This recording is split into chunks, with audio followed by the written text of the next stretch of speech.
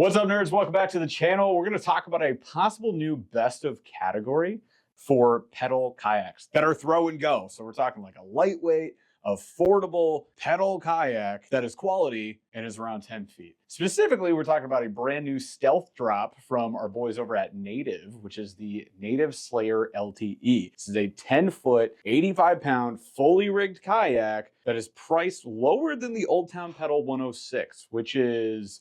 That is mind-boggling. It is wild. So we wanted to dig a little deeper. First of all, nobody has this kayak, so we can't get our hands on it. The Bonafide XTRs actually just hit stores months after they were supposed to, so we never got a chance to try that one either. So unfortunately, y'all are gonna have to wait till spring so we can actually get out on the water and mess around with these things. That said, the internet does exist and we've seen videos, so we've learned some things and we wanna share it with y'all right now. Paul, tell them everything. Okay, bye.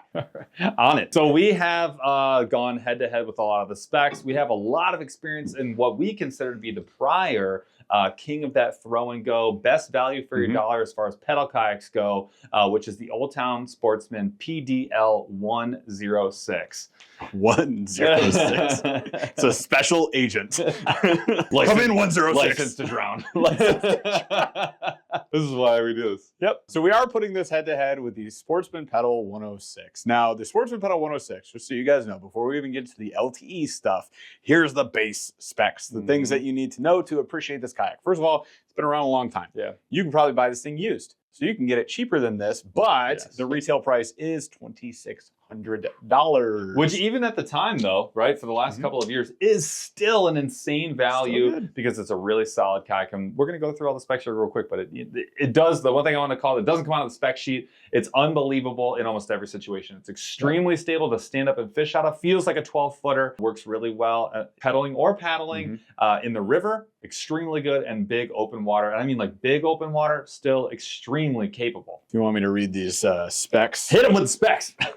Oh, get it? All right, specs for specs. Here we go. Respect. That's all we needed. The worst. Please stop. So quick specs on the Oldtown. We just got the basics here. The overall weight of this fully rigged with your pedal drive system, your seat, all that stuff, 107 pounds. Which is pretty light when you think about it's like modern day kayaks, right? Like the Bonafide XTR is 170 pounds without pedals. Pedals are 25 pounds. A light paddle kayak is going to be in the 65 to 75 pound range. Capacity for this, 450 pounds, which is pretty good. It's nice to see over 400 pounds gives you enough capacity for what you want. It is 10'6" and it is 36 inches wide. It does have a couple of really nice features. It has a very comfortable seat. It was one of the early kayaks that had the 4-bolt pattern in the back for you to mount something onto it. And this was back before a lot of motors were even in existence. They were one of the first to have a forward-facing rod holder built into, I think they were the first one that have a forward-facing rod holder built into the hull. And then the pedal drive, they have a pedal drive that actually floats and has a console built into it, a flip-top sealable console built into it, which is a very nice feature. So a lot of cool features that came out of them. And again, it's been out for a while, but those are some of the nice things about that boat. Oh man, I took my specs off. Yeah, we needed them. Hang on. So we got the Native Slayer LTE. It is a 10-foot kayak, so 6 inches shorter. Can I continue? Specs. As I was saying before I was so rudely interrupted, fully rigged weight though on this is 85 pounds.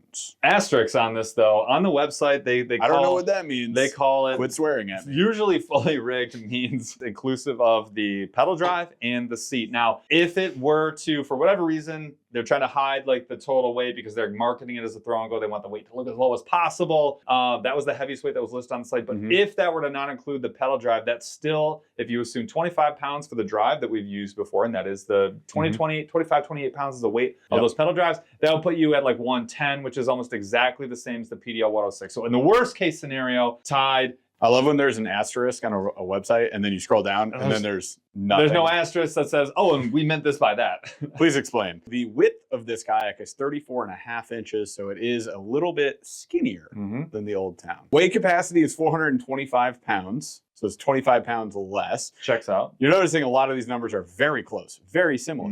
They do have the rudder on this And we'll get into our likes and dislikes on these two kayaks in a minute. They both have a rudder, by the way. So they both have a rudder. We're using the Native Switchblade. It is solid. Like it's a rock solid rudder. They do have the motor mount in the back, 4-bolt pattern that is centered. We'll get to that later. We'll come back to that.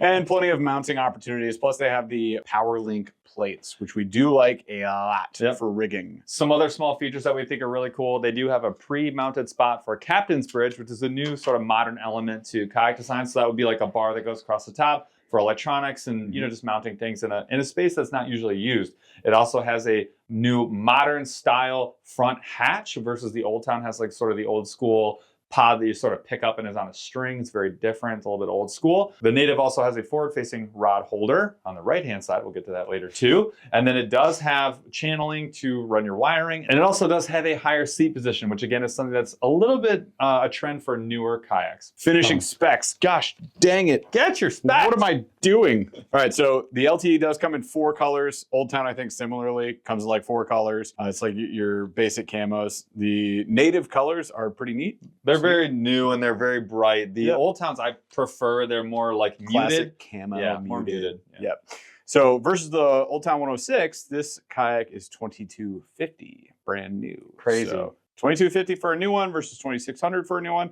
Again, Oldtown, plenty of used on the market. You can save some money. So now that we've given you a rundown on the specs for the Oldtown, the current existing, what we consider to be the best value and just maybe best right off the jump for a 10-footer pedal kayak compared to the newcomer. We saw the specs on the Native LTE Slayer. Let's go side by side and let's kind of see, hey, if we go side by side, which one do we actually think is the best as it stands today? Have we unseated the king? Let's start with price. That, I mean, that's a huge, massive $2,250, $2,600. So $2,600 is going to be more expensive with the Oldtown. So the Native is definitely the winner there at the MSRP. For new. It should also be said that there are a whole heck ton of Sportsman PDL 106s that you could go and get for a huge discount. But, for new, you're definitely taking a hit. LTE takes that one. That said, when you buy used too, you have to hope that person isn't trying to also sell you a trailer, a fish finder, and a whole bunch of stuff, and then largely jack the price up, right? So if you find it plain Jane ready to go,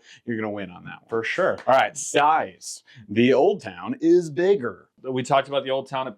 I know that it performs very, very well in basically any water situation. There's really not a bad spot, whether you're pedaling or paddling, river or lake. Now, the Slayer does also, this isn't the first Slayer that's come out either. Been doing it for a long time. A little bit shorter one, but they also have a reputation for being a very modular and very capable kayak in a lot of different situations too. I haven't used it, so I can't speak to it. I'm going to assume that that's a push, but because this is being marketed as a throw and go, and we're really looking at this as a pedal throw and go, I do think you probably assuming that the stability is similar and the capability is similar, I think you probably give the push to the lighter, smaller, newer vessel in the LTE. It's very slight though. If we're talking throw go, that makes sense. They did have a Slayer Max 10.5 as well, which was like the overbuilt version of the LTE, hence LTE existing now, which is also, by the way, cool. I feel like we talked about this in our Bonafide XTR video. This is what we're saying.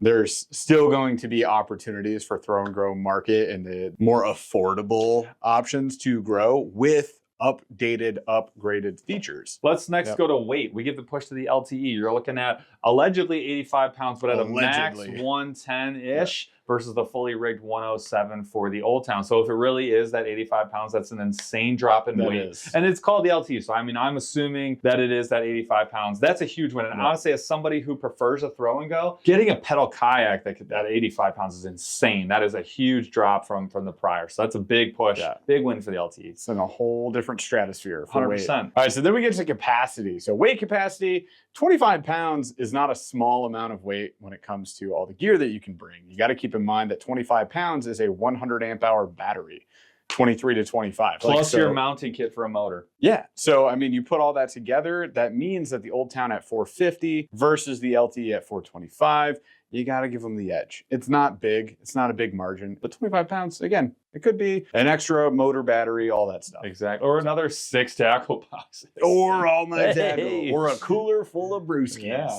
Now let's talk about features. We'll start at the front and we'll go all the way to the back of the boat. When I look at the front of the boat, that's my least favorite part about the Old Town. Now, while I like the hull design, and it's a very durable boat, I cannot stand the Old Town front hatch. It's just old school, and it's always bothered me, even when I got it way back in the day for the first time. I've not liked that hatch. And when I compare it to what the LTE has with Native, that is the premium. It is the newest and the best. It takes full advantage of the amount of space that's in the front of that boat, and they've done some nice things with the interior of the boat to make it accessible and usable versus the Old Town, which is just like shove a sleeping bag in there. So then next, we got 2 pedal drive kayaks. So we got to talk about the pedal drive because they do use different drives. Very different. And these are actually the 2 juggernauts of the drives in the pedal drive industry for kayaks right now. You got the Native drive that people know and love. You got the Old Town drive that people know and love. The Old Town can have the edge for floating because it does float. It's the only one. They're like virtually the same weight. The Old Town does have... it's a little flip top console. So you flip a switch. There's like bungees on top. It flips up. It's a waterproof console. For your phone and wallet and in a 10-foot configuration, that little tiny thing is a huge upgrade. And it's attached to the pedal drive. So when you bring your stuff out, like when your keys are in there, whole thing. You don't forget it. It's already there. And it is really nice. So I give the edge for that. But as far as durability, speed, and everything else, I think it's a push. I think they're about the same. Yeah, I feel like the Native, on the flip side of this, is overbuilt to heck. Yeah. It is all metal frame. It is made of quality bike components, so it is also easy to maintain.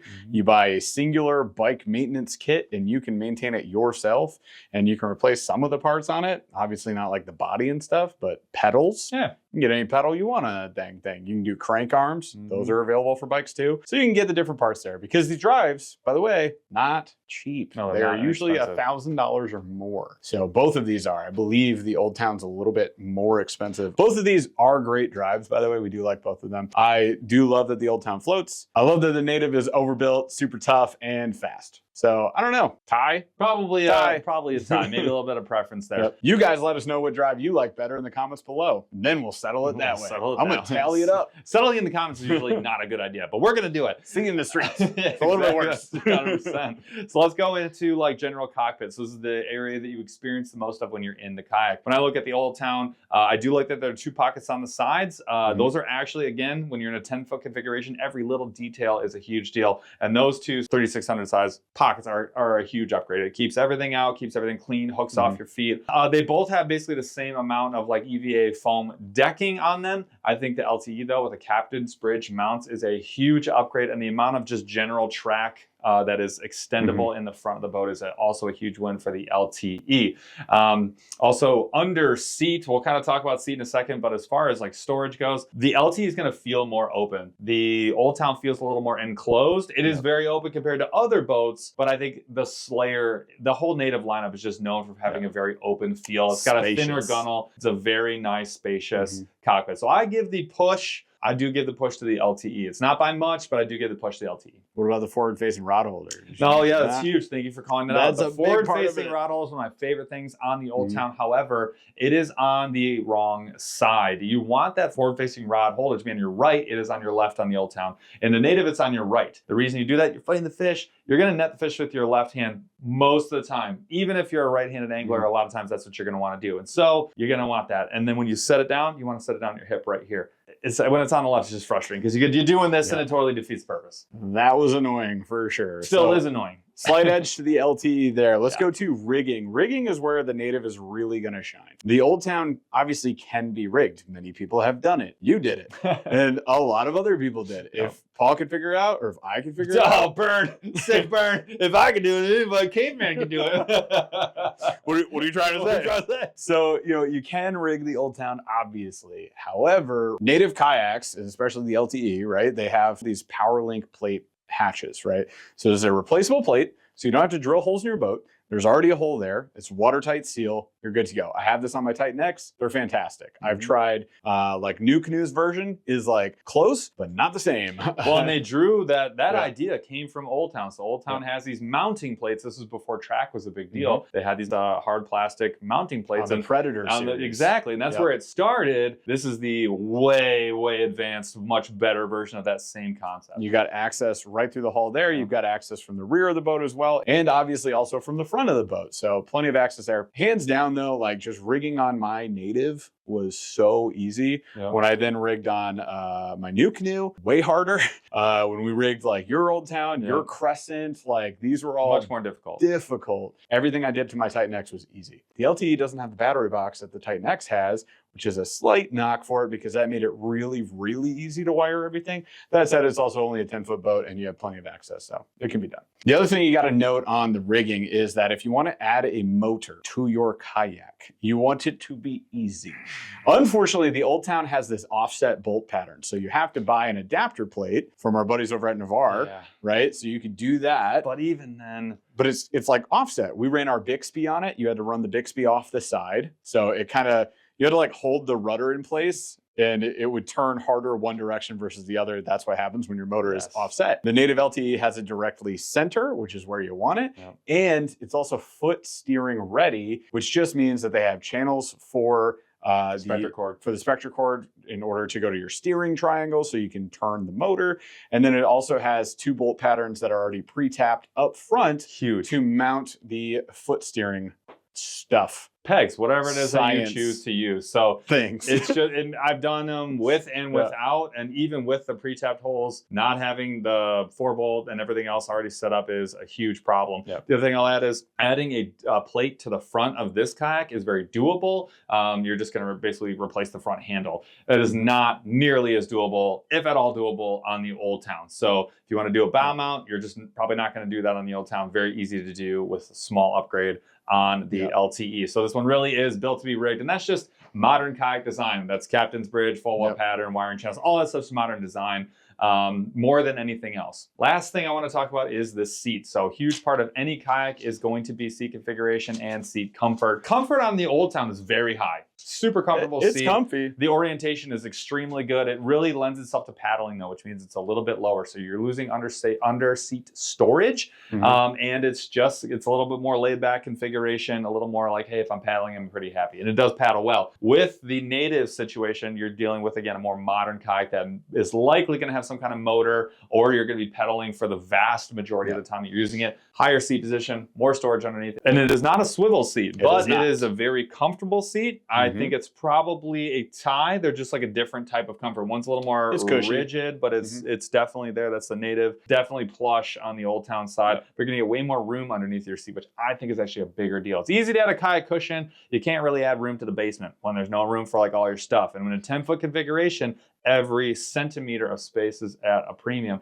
That leads me to my last point, which is in the very back of the kayak. The Oldtown, because it has more of an oval shape, it is more of like a canoe shape, has a smaller section in the back in terms of like having an open area if you were to like have stuff. So like a crate, for example, you can't really do the 16 by 16. The Native is the exact opposite. They made the absolute most of that space. They widened everything out. They have tracks along the side with all kinds of different ways to do their straps. I think they're called like Omnia hook system is what's back there. Yeah, it's the Yak Attack pre-shipped one. So they'll hook to the corners of a Yak Attack black pack. It's made with Yak Attack in mind. So which is great. It's outstanding. Yep. Oldtown, that didn't exist back in the day, and so that didn't exist for them. So the Oldtown does not have that capability. But I will say this right now. Like when you go through and you look at the Oldtown, it's still a very capable. I would still recommend it to anybody. You're not going to be mad that you got it, but the LTE, what I really think the win here is that company, right, Native, went through and said, you know what, there's a king here that's been on top of the pile for a long time, and I see a lot. They just saw an opportunity to go. Yeah, they were playing chess. It didn't even have to be 3D. This was 2D. I've been asking for this for a long time. Yeah.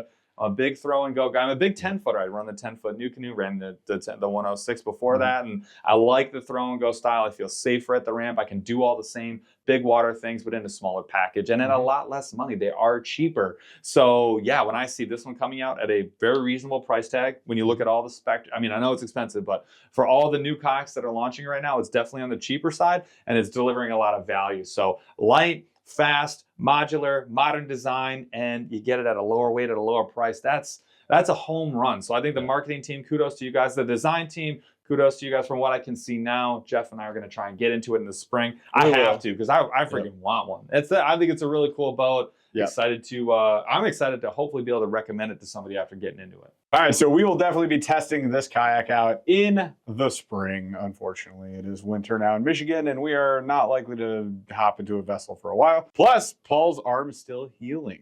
Show him. Look at that bad boy right there. He doesn't have the Little thing scar anymore. right there. We got this one right here. Look at this. It's coming back. He's going to be revived next year, and then we'll go test this kayak out. So we'll find out for sure if this is like potentially the new best in category. You guys let us know what you think in the comments below. We appreciate you so much for watching. Thanks again. We'll catch you later. Okay, bye. I could both go this way now. No. Leaves. Bye. Oh no. My boy.